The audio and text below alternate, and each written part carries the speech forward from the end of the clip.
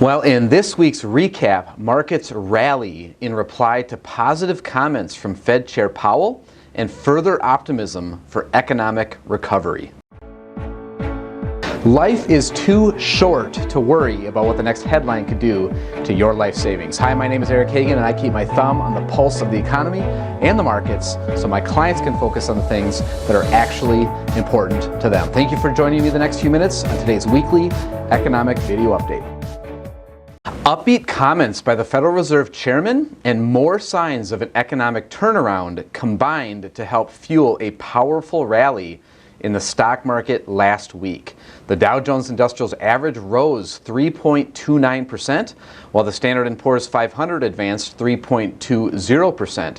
The Nasdaq Composite Index climbed 3.44%, while the MSCI EAFE Index, which tracks developed overseas stock markets, gained 3.87%.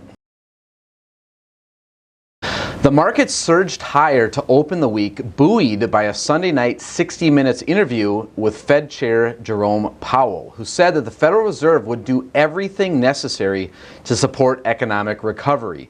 Rising oil prices and more states lifting restrictions added to the overall improving investor outlook.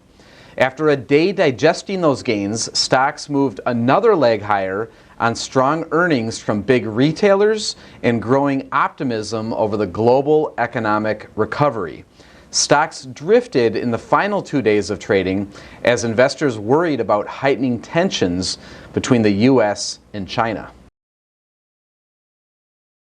Treasury Secretary Steven Mnuchin and Fed Chair Powell testified last week before the Senate Banking Committee, providing senators with two different views of the nation's economic outlook.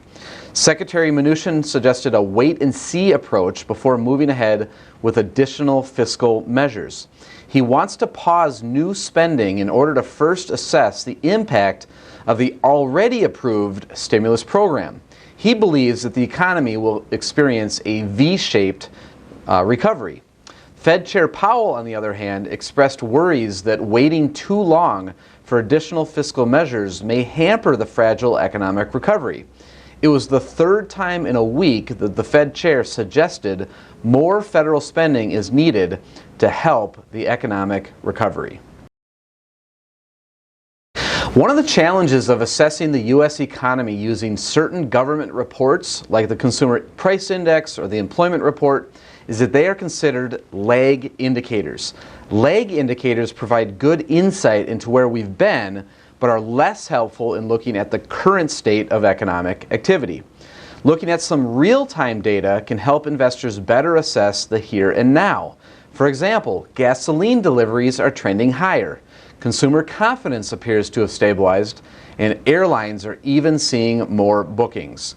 Even the supply of toilet paper seems less of a concern these days, with Google searches falling to near normal levels.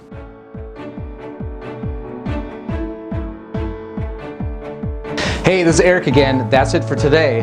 Don't forget to subscribe before you leave. To learn how I give my clients' life savings the attention it deserves, visit me online at www.EricHagen.pro. If you'd like to get financially organized, go check out NoCostFinancialDashboard.com. And lastly, if you'd like to take control of your 401k at work, visit us over at 401kinvestmentpros.com. Thank you again for your time today. I'll look for you next week.